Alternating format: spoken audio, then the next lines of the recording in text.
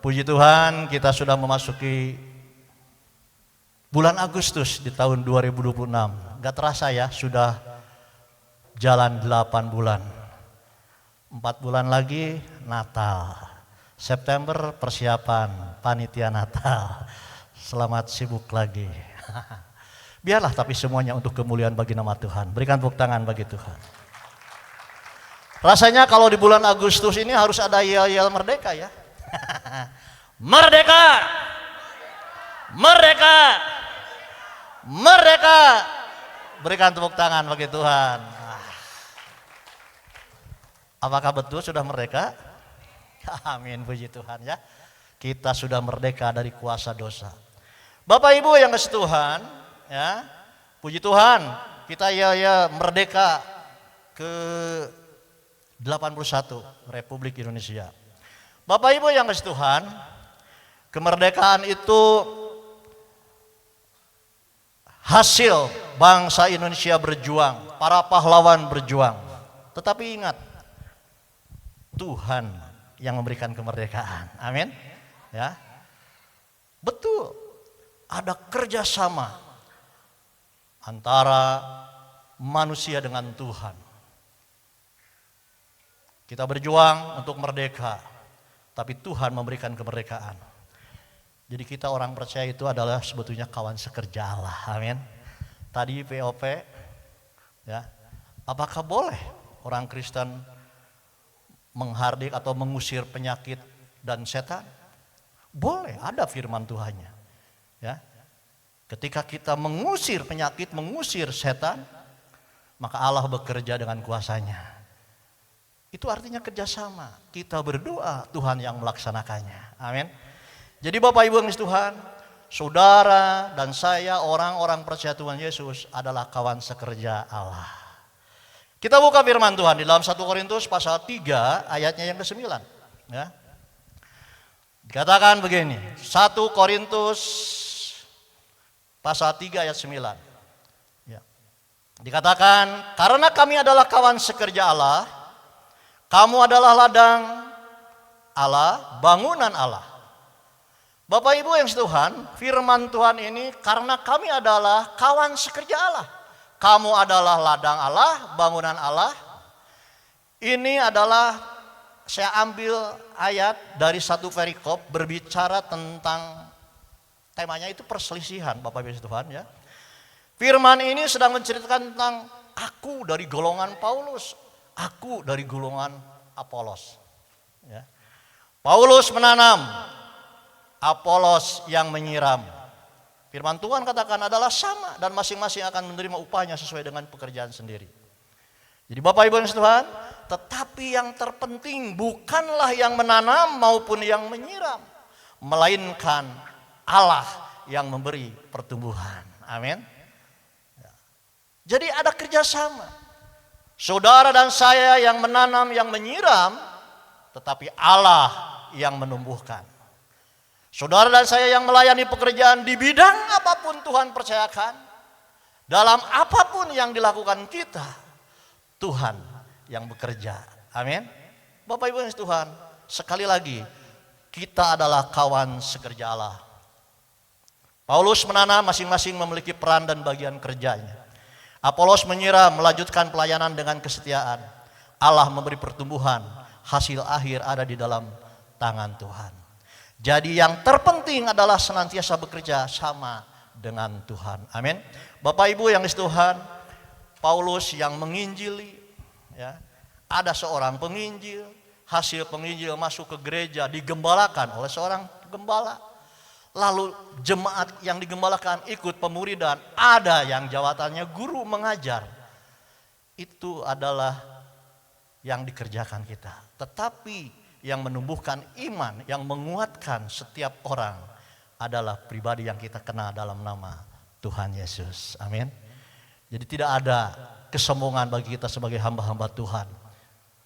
Sebagai gembala, sebagai penginjil, sebagai apapun. Tanpa kerjasama dengan Tuhan sia-sia. Amin. Nah Bapak Ibu yang Tuhan, ya, tetapi yang terpenting bukanlah menanam maupun yang menyiram, melainkan Allah yang memberi pertumbuhan. Jadi sekali lagi Allah yang menjadi kawan sekerja. Kita melayani pekerjaan Tuhan di bidang apapun dan sebagai apapun sama baiknya di pandangan Tuhan. Jadi nggak ada yang lebih dari yang lain. Ya. Jangan berpikir, wah yang khotbah itu pasti lebih dari yang lain. Enggak, saudara. Bahkan yang di belakang layar yang tidak kelihatan, para pendoa syafaat pun itu berharga di mata Tuhan. Amin. Enggak, ya. Bukan WL, singer, pemain musik yang wah pelayanannya luar biasa. Enggak, saudara. Di hadapan Tuhan itu sama. Amin. Sekalipun yang jauh di sana di luar gereja, ya guru-guru sekolah minggu, ya, berikan tepuk tangan bagi Tuhan. Melayani pekerjaan Tuhan itu harus hasil dari keintiman dengan Tuhan. Amin. Harus hasil dari keintiman dengan Tuhan. Saya mau bacakan firman Tuhan ya di dalam Roma pasal 8 ayat 26 sampai 30. Tidak ada dalam PPT. Roma 8 ayat 26 sampai 30. Dikatakan demikian. Demikian juga Roh membantu kita dalam kelemahan kita. Sebab kita tidak tahu bagaimana sebenarnya harus berdoa. Tetapi Roh sendiri berdoa untuk kita kepada Allah dengan keluhan-keluhan yang tidak terucapkan. Dan Allah yang menyelidiki hati nurani mengetahui maksud Roh itu, yaitu bahwa ia sesuai dengan kehendak Allah berdoa untuk orang-orang kudus. 28, Kita tahu sekarang bahwa Allah turut bekerja dalam segala sesuatu untuk mendatangkan kebaikan bagi mereka yang mengasihi Dia, yaitu bagi mereka yang terpanggil sesuai dengan rencana Allah. 29, sebab semua orang yang dipilihnya dari semula, mereka juga ditentukannya dari semula untuk menjadi serupa dengan gambaran anaknya, supaya ia anaknya itu menjadi yang sulung di antara banyak saudara. Dan mereka yang ditentukannya dari semula, mereka juga dipanggilnya. Dan mereka yang dipanggilnya, mereka itu juga dibenarkannya. Dan mereka yang dibenarkannya, mereka itu juga dimuliakannya. Amin. Ujungnya saudara dan saya dimuliakan. Saya mau baca ulang ayat yang ke-28. Inilah yang menjadi judul khotbah pagi hari ini. Roma 8 ayat 28. Kita tahu sekarang bahwa Allah turut bekerja dalam segala sesuatu untuk mendatangkan kebaikan bagi mereka yang mengasihi Dia, yaitu bagi mereka yang terpanggil sesuai dengan rencana Allah. Amin. Yang pertama, Allah turut bekerja bagi saudara dan saya yang mengasihi Dia. Berikan tepuk tangan bagi Tuhan. Jadi Allah itu bekerja, tetapi bagi saudara dan saya yang mengasihi Dia. Ini firman Tuhan. Ya, saya ulangi sekali lagi. Kita tahu sekarang bahwa Allah turut bekerja dalam segala sesuatu untuk mendatangkan kebaikan bagi mereka yang mengasihi Dia, yaitu bagi mereka yang terpanggil sesuai dengan rencana Allah. Ya. Orang yang mengasihi Dia yaitu pribadi yang memiliki hubungan karib dengan Tuhan. Kasih yang murni serta kesetiaan kepada Allah dalam segala keadaan. Orang yang terpanggil yaitu mereka yang hidupnya diselaraskan dengan rencana tujuan Tuhan dan kehendak kekal Allah. Amin. Jadi Bapak Ibu yang Tuhan, orang yang mengasihi Allah itu orang yang pribadinya memiliki hubungan karib, keintiman dengan Tuhan, memiliki kasih yang murni serta kesetiaan kepada Allah dalam segala keadaan. Garis bawahi, dalam segala keadaan. Baik, tidak baik, enak, sekalipun tidak enak. Itu namanya segala keadaan. Ya. Gampang biasanya kita memiliki hubungan yang baik, yang murni, yang setia dalam kondisi baik. Tetapi firman Tuhan katakan dalam segala keadaan. Ya. Allah turut bekerja bagi mereka yang mengasihi Dia. Ya. Juga yang terpanggil tadi katakan mereka yang hidupnya diselaraskan dengan rencana Allah, tujuan dan kehendak Allah. Nah Bapak Ibu yang dikasihi Tuhan, mengasihi Dia artinya juga mau berkorban bagi kemuliaan Tuhan. Ya. Baik waktu, tenaga, pikiran, bahkan materi. Menyediakan waktu yang terbaik untuk bersekutu, berdoa, membaca firman Tuhan. Nah, saya mau ulangi lagi nih tentang membaca firman Tuhan. Kemarin saya berbicara di pengumuman. Saya dengar anak saya berbicara tentang membaca. Bapak Ibu yang dikasihi Tuhan, memang paling enak itu mendengar. Kalau kita mendengar khotbah di YouTube, ya, itu Bapak Ibu yang dikasihi Tuhan, tidak salah. Tapi kita disuapin. Mata disuapin dengan gambarnya, telinga disuapin dengan suaranya, tetapi otak kurang bekerja. Amin. Tetapi ketika kita membaca, itu otak kita bekerja, otak kita mencerna.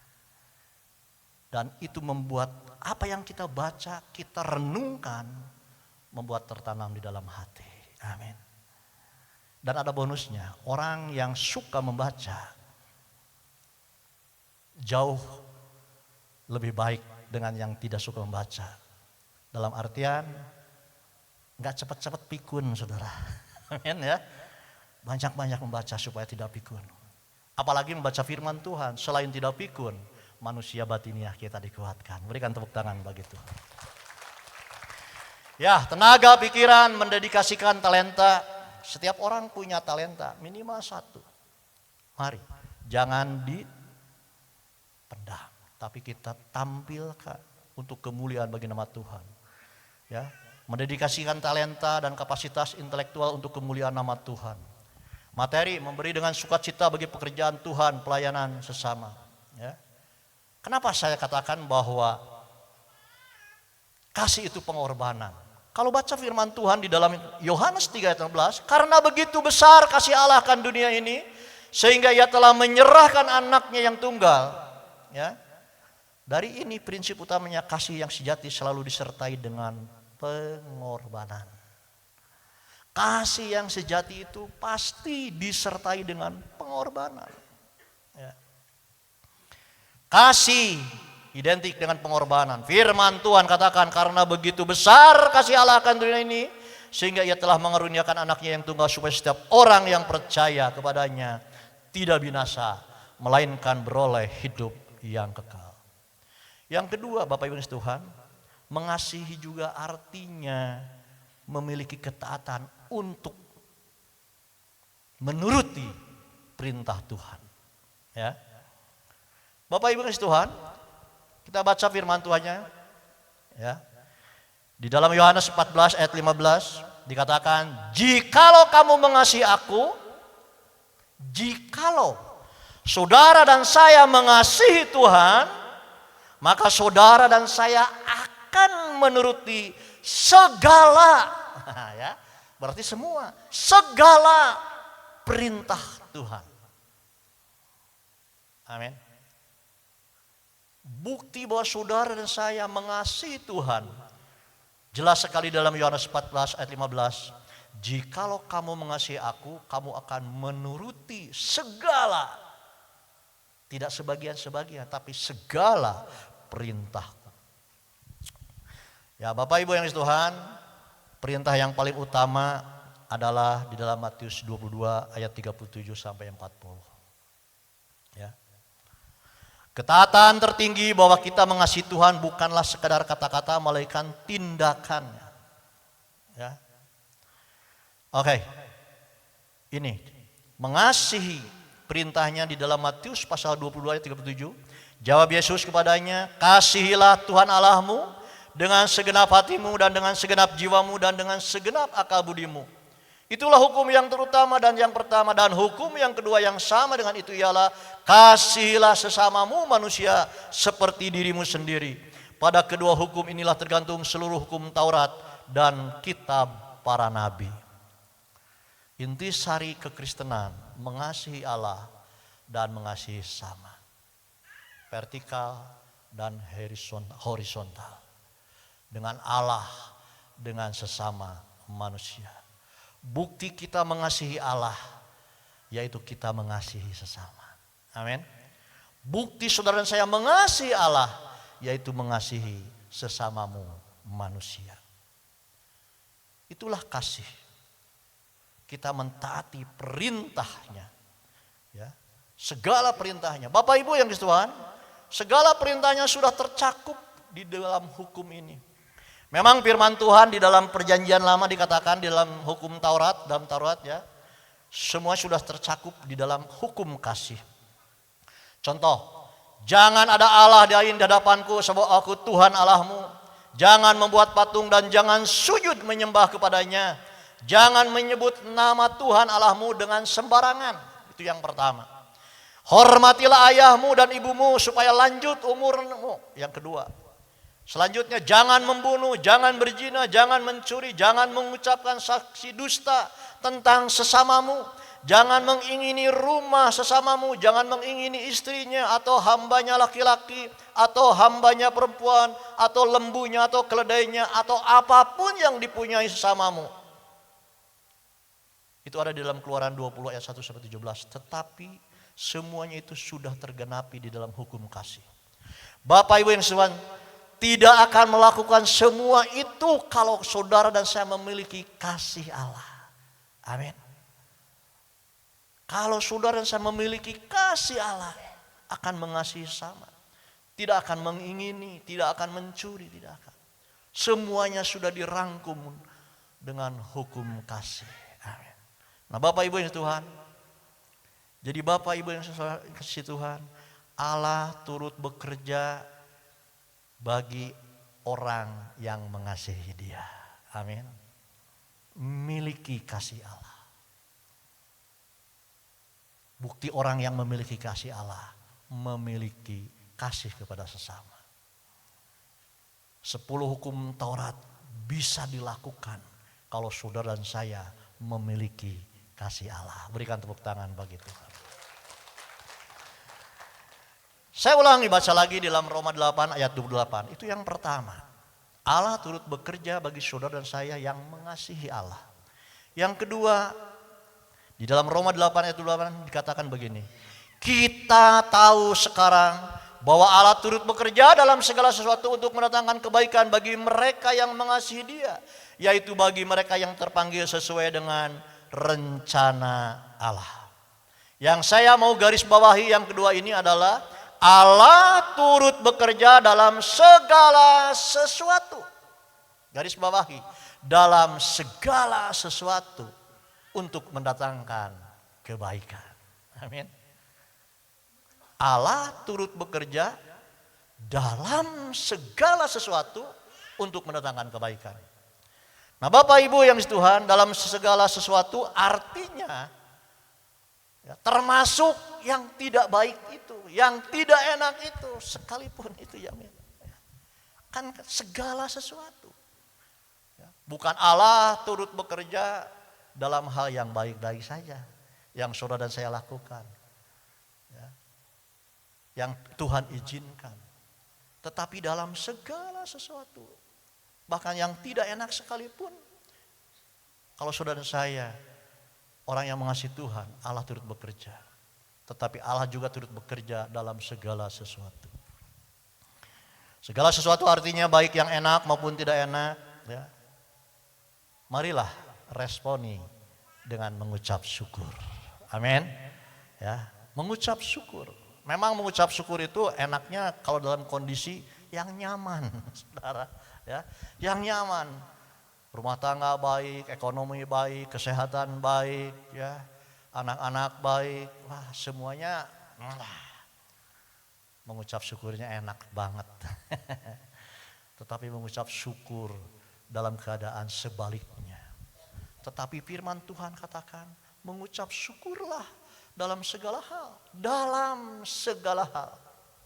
Sebab itulah yang dikehendaki Allah. Ya, sebab itulah yang dikehendaki Allah di dalam Kristus Yesus bagi saudara dan saya. Amin. Itu firman Tuhannya di dalam 1 Tesalonika pasal 5 ayat 18. Ya. Biarlah itu tertanam dalam hati kita. 1 Tesalonika pasal 5 ayat 18. Supaya ketika mengalami yang tidak enak pun ingat firman Tuhan ini dan kita melakukannya. Ya. Dikatakan mengucap syukurlah dalam segala hal, sebab itulah yang dikehendaki Allah dalam Kristus Yesus bagi kamu. Nah, di PPT ini ada dalam segala sesuatu dikatakan saat musim senang. Ketika doa dijawab, keberhasilan diraih, dan hidup terasa berjalan lancar dan penuh kelimpahan.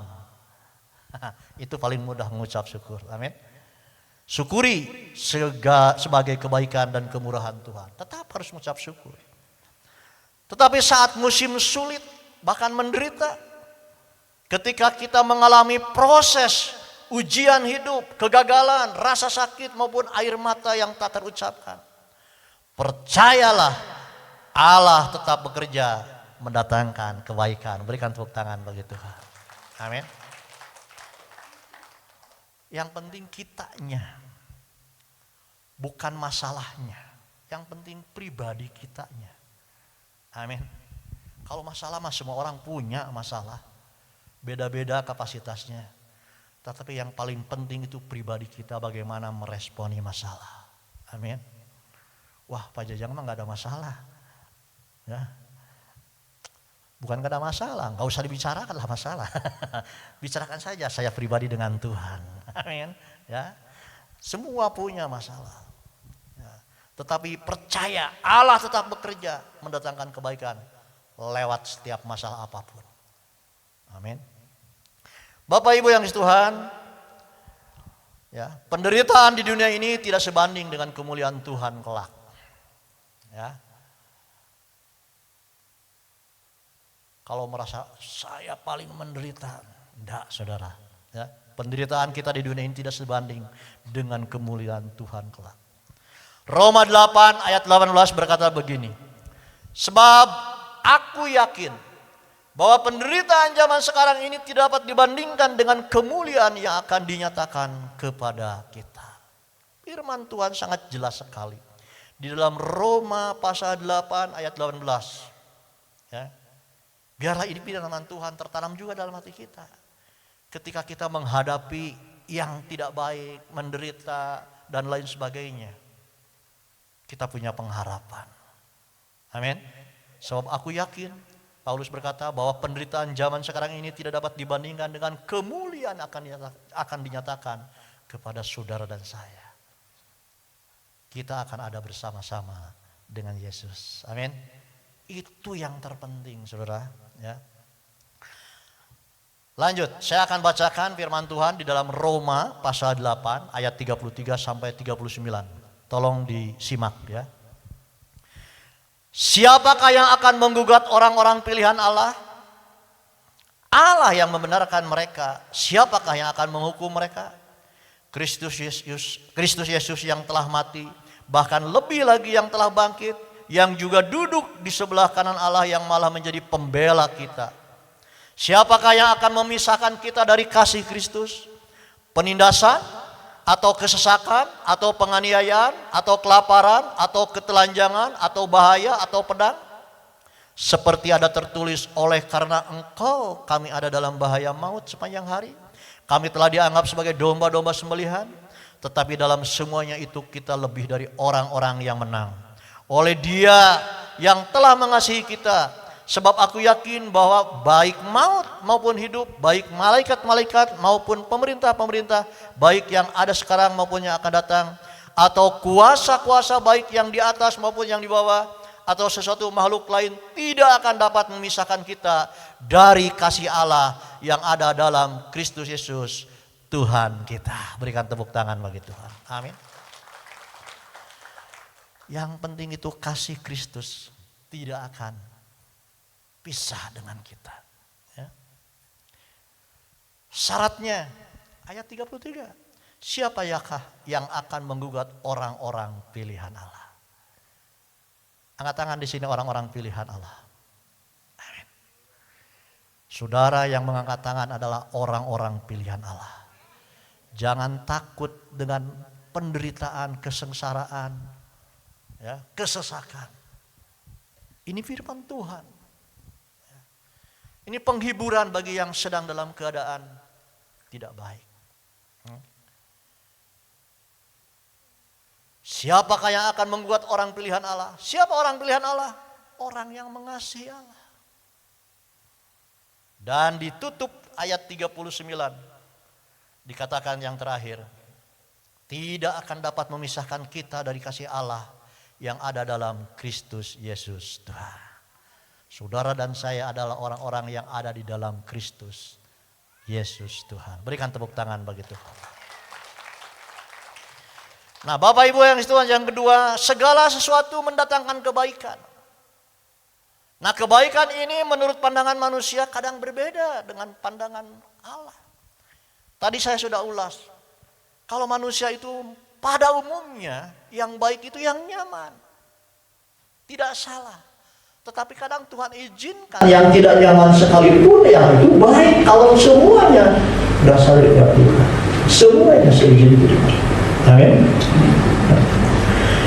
Kebaikan menurut pandangan Tuhan adalah apapun yang terjadi atau dialami oleh saudara dan saya, tetapi yang penting akhirnya membuat kita lebih lagi mengenal pribadi Tuhan.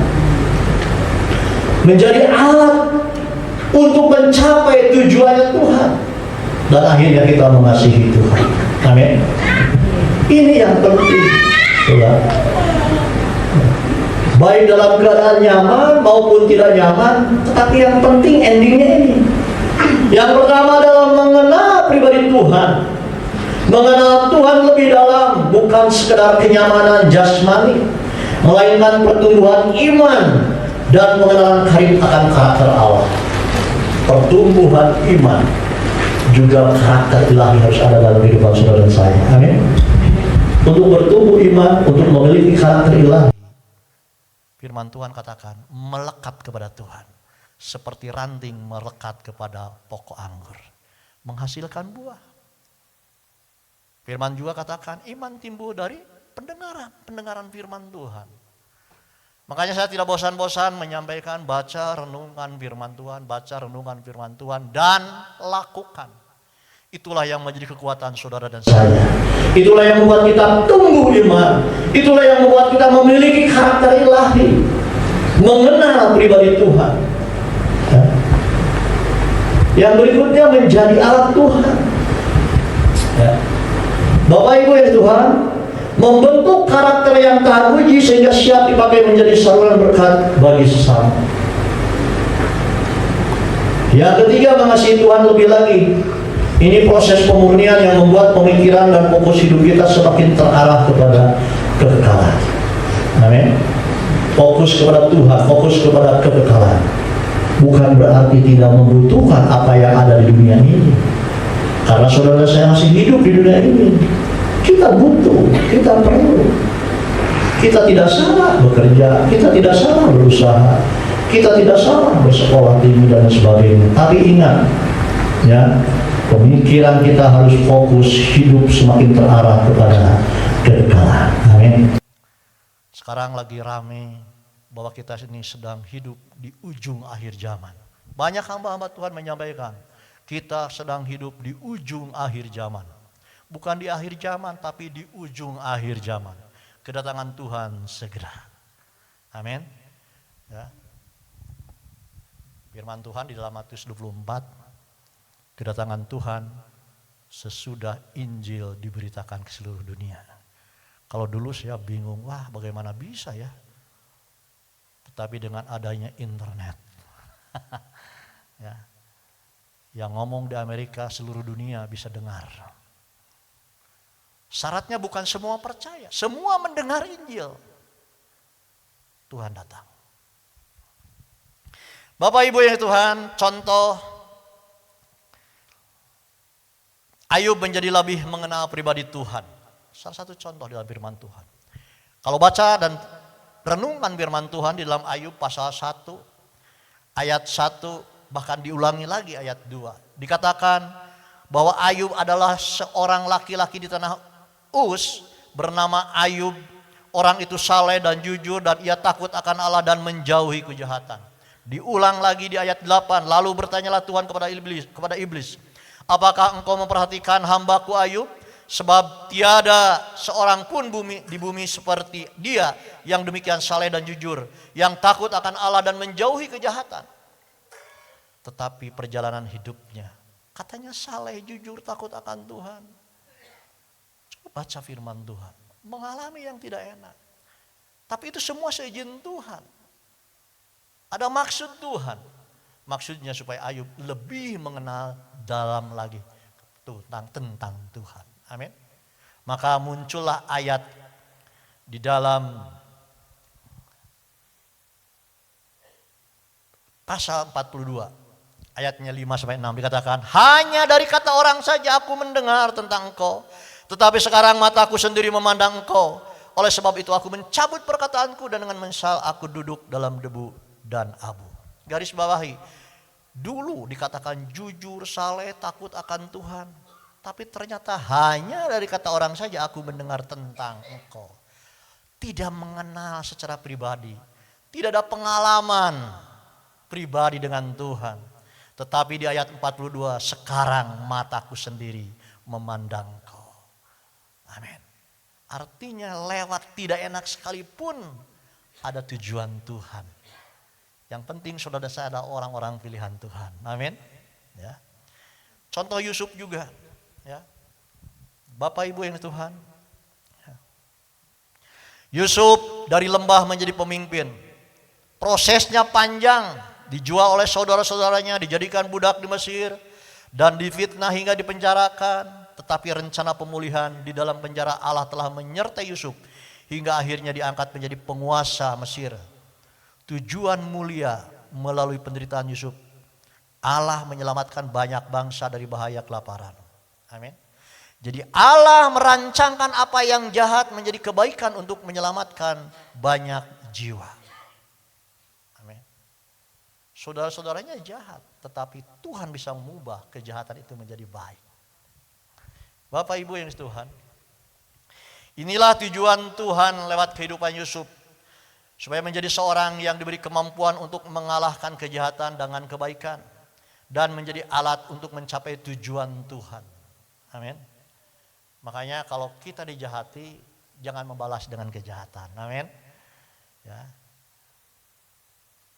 Siapa tahu orang yang berbuat kejahat kepada kita diizinkan Tuhan. Amin. Seperti Yusuf, dijahati oleh saudara-saudaranya, tapi diizinkan Tuhan karena Tuhan punya maksud. Begitulah meresponi. Gak enak ya, gak enak nih. Gampang dikatakan, tapi gak enak nih. Orang berbuat jahat kepada kita. Kita harus berpikir, siapa tahu Tuhan izinkan. Ya, karena ada maksud Tuhan. Dan ini terjadi pada Yusuf. Ya, terjadi pada Yusuf. Jadi Roma 12 ayat 21 katakan, janganlah kamu kalah terhadap kejahatan, tetapi kalahkanlah kejahatan dengan kebaikan. Berikan tepuk tangan bagi Tuhan. Kembali kepada Roma 8 ayat 28. Tadi yang pertama, Allah turut bekerja kepada orang yang mengasihi Dia. Yang kedua, Allah turut bekerja dalam segala sesuatu. Seperti yang dialami Ayub dan Yusuf. Mungkin ada di antara kita mengalami seperti itu. Dan yang ketiga, Allah turut bekerja bagi mereka yang terpanggil sesuai rencana Allah. Ya. Ada maksud Tuhan, ada rencana Tuhan. Makanya Allah turut bekerja dalam kehidupan saudara dan saya. Nah, kita orang yang percaya Yesus dipanggil untuk supaya menjadi serupa dengan gambaran anaknya. Ya. Kalau kita baca firman Tuhan dalam Roma 8 ayat 29 sampai 30. Ada di ini, di peta ya, di layar.